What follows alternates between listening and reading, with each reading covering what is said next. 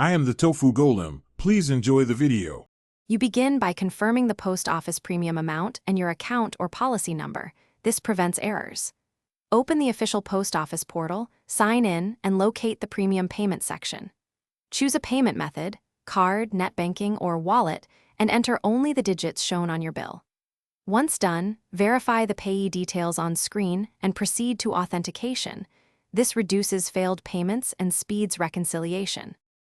You now fill payment fields carefully because small typos cause rejections. Input the exact premium dollar amount and account number, then choose card or net banking. For a card, add CVV and expiry. For net banking, pick your bank and authenticate. When the OTP prompt appears, enter it promptly. Timeouts are common. Make sure the billing address matches your bank record. Mismatches often trigger anti-fraud declines. Once authorized, wait for transaction approval before closing the window. You finish by saving the receipt and reference ID. This proves payment. If the payment fails, first confirm sufficient balance and correct details, then retry using another method or a different browser. If a duplicate charge or pending status occurs, do not panic.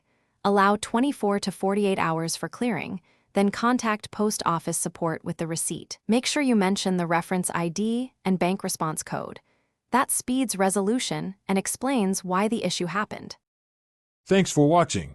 Consider subscribing if we helped you today.